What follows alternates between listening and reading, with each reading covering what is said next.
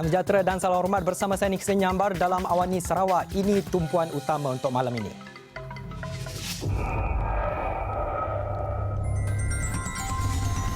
Akses internet di Nangga Sumpa jadi kenyataan. Sarawak bakal miliki pusat penyelidikan penyakit berjangkit.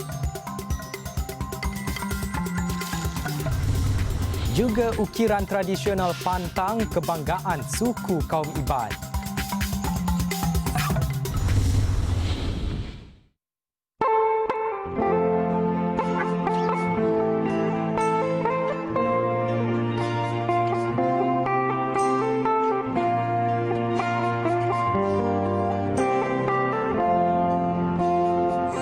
Dengan kemudahan ini, saya dapat menjual kraft tangan melalui online dan kami tidak perlu turun ke bandar menggunakan perahu untuk mendapatkan internet. Saya dapat menerima tugasan dari WhatsApp dan dapat mengikuti kelas online. Saya mengucapkan terima kasih kepada SMA dan Kerajaan Negeri Sarawak kerana telah memberikan wifi percuma. Kami dapat bertanya terus kepada cikgu menggunakan WhatsApp kalau kami tidak faham tentang soalan.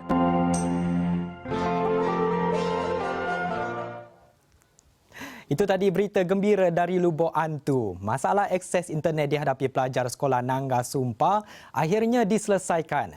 Bukan itu saja, kini penduduknya dapat meningkatkan pendapatan dengan berniaga di atas talian.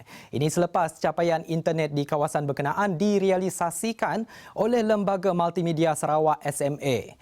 Menurut pengurus besarnya Dr. Zaidi Razak, projek capaian internet ini direalisasi melalui program REACH menggunakan pelan saluran 200 Very Small Aperture Terminals VSAT. Kesinambungan kepada kejayaan projek ini, pihak SMA terus komited memperluaskan liputan telekomunikasi ke kawasan luar bandar negeri itu. Seterusnya ke Nangga Jambu menjelang Februari depan melalui Smart Multimedia Authority Rural Transformation SMART. Terdahulu, Sambau Dugat, guru SMK Lubuk Antu bersama pelajarnya meredah hutan belantara demi mendapat kemudahan internet. Inisiatifnya itu mendapat perhatian SMA dalam menyelesaikan masalah capaian internet di kawasan itu. Sarawak menubuhkan pusat penyelidikan penyakit berjangkit di Samarahan yang juga pertama seumpamanya di Malaysia. Menelan kos RM190 juta, ia bagi menjalin kerjasama penyelidikan yang melibatkan institusi pendidikan dan pakar dari dalam dan luar negara. They will interact and interface with credible international institutions like Cambridge and Oxford and Imperial College, all these institutions, to do research, especially on tropical diseases. And we believe this is very important in this part of the world. And in Malaysia, I think it's none yet. We are the first one to do that, particularly for the tropical diseases. Harapan Abang Jo dengan penubuhan pusat ini akan menarik lebih ramai pemain industri farmaceutical sekaligus merancakkan lagi industri pelancongan perubatan di Sarawak. With that collaboration, the pharmaceutical industry, including those who are involved in medical research, will come and work together with us. And that will, the location will somewhere in Samarahan, just next to our biodiversity center. And then there is synergy in terms of research. Beliau berkata demikian selepas perasmian persidangan antarabangsa sains dan teknologi inovatif untuk penyelidikan dan pendidikan Inostri di UiTM Samarahan pada Rabu. Dalam persidangan sama, platform maya dan fizikal turut disediakan bagi membincangkan inovasi terkini, perkembangan sains dan teknologi dalam menangani cabaran pandemik COVID-19. It is only through research that solution can be found in the fight against COVID-19. We have brilliant academics and industry experts from both within and outside Malaysia, and their presence in this conference should augur well for our continuous effort to cooperate in the Asian region in seeking ways to contain COVID-19 by way of innovation to science and technology. Bagi pihak yang terlibat, mereka teruja untuk melihat hasil perbincangan dari pelbagai pihak dan sudah pasti ia memberi harapan untuk meneruskan kelangsungan hidup pasca COVID-19.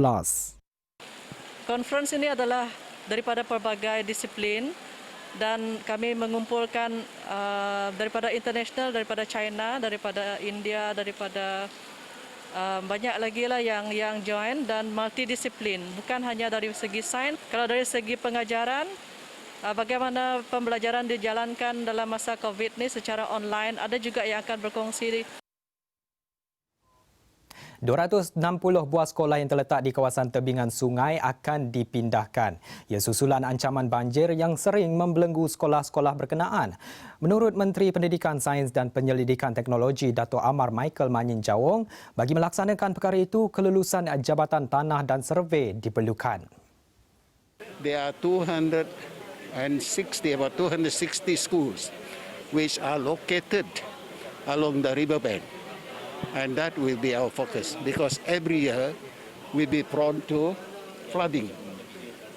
So that we are thinking of relocating them to higher ground, and that will take time. But that takes time because first we have to decide the site, Land and Survey has to approve the site, and that will take about 1 or 2 years. Ujarnya lagi, selain isu banjir, pihaknya turut sasar kurangkan jumlah sekolah daif di Sarawak dengan peruntukan yang disediakan sebelum ini. So in situations that we have to close, we close. But when we can open to help the parents relieve their frustration, we have to open as well. 6 tahun lalu, Lin Sun membuka sebuah taman asuhan kanak-kanak Taska kerana minatnya dalam pendidikan awal kanak-kanak. Langit tidak selamanya cerah buat Lin. Baru saja membuka Taska ketiga pada Januari 2020, dunia digegarkan dengan pandemik COVID-19. Tolak ke tepi soal keuntungan, banyak perkara yang perlu dipertimbangkan. Dan yang menjadi keutamaan sudah semestinya keselamatan murid selain kebajikan kaki tangan juga ibu bapa. As business owners, Taskas has never been a money-making or profiting business. We are running out of passion, and for now, I'm telling my team and ourselves, we do what we can. Sometimes it will mean that we are not as popular because we are strict, but the welfare of the children and the team are our priority. Beberapa bulan selepas Perintah Kawalan Pergerakan PKP, Taska Bimbingan Cahaya beroperasi pada tahap minimum.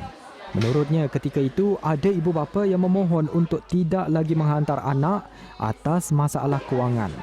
Prihatin dengan nasib yang menimpa, Lin telah membenarkan murid itu menjalani proses pembelajaran tanpa sebarang bayaran. She's having difficulty with the family, with the business, so for that she wanted to withdraw. However, this child has shown a little bit of needs. Special needs or maybe speech delay, and me personally, I feel that he cannot be at home. He should not be at home, and if the mom doesn't mind sending him to school, we were all ready to waiver off all the fees for him because he has to come to school to learn. Taska milik Lin sendiri juga pernah mengalami isu kewangan, lebih-lebih lagi ketika pembukaan institusi pendidikan tidak konsisten.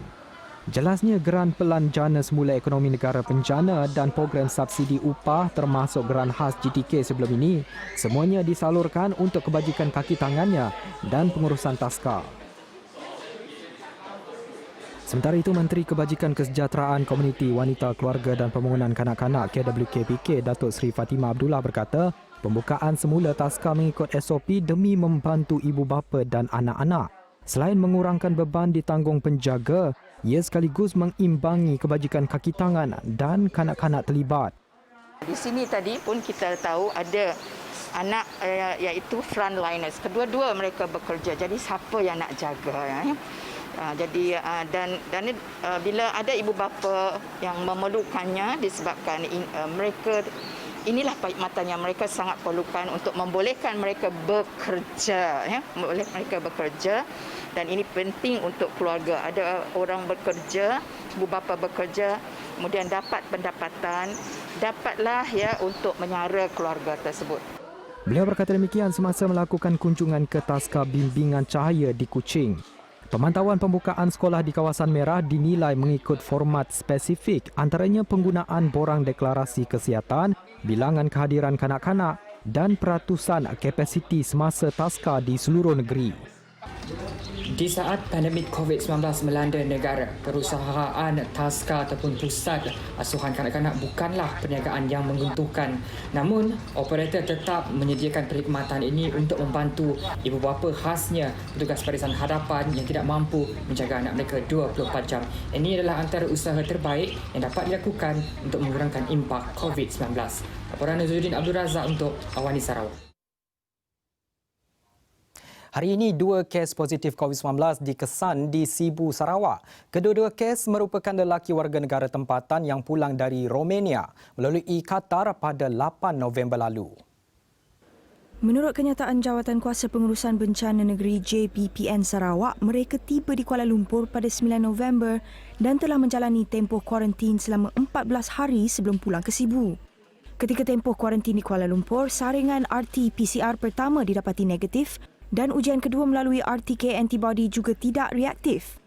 Mereka kemudian meneruskan perjalanan balik ke Sarawak melalui lapangan terbang Miri, kemudian ke lapangan terbang Sibu pada 23 November 2020.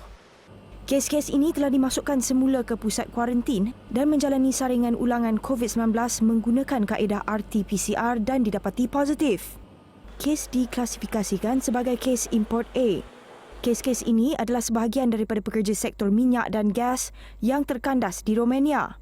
Ia mendapat perhatian Kedutaan Malaysia di Romania, Kerajaan Malaysia dan Kerajaan Negeri Sarawak yang telah menguruskan penghantaran pulang mereka ke Malaysia.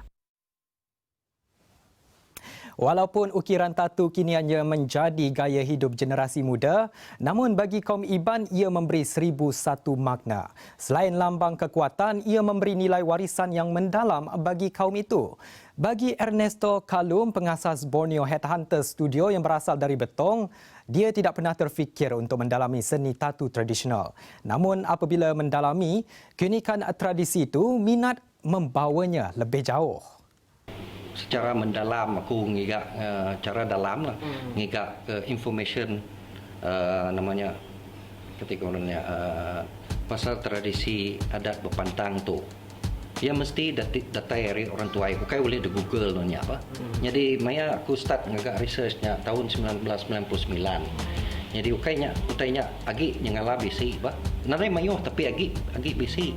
So mayanya aku ngagai Kapit, ngagai Sibu, ngagai Luan tu, ngagai semua tempat ke bisi, agi bisi orang tuai lah mayanya. So ngambil informationnya. Jelasnya lagi, setiap tatu yang dihasilkan memberi maksud tersendiri. Semua bisi masuk yang pu bakal di orang berdengahnya. Teguluannya kena tanda berdengah tu. Kira ke ngumpul palak mensiah lah. Munsuh palak munsuh.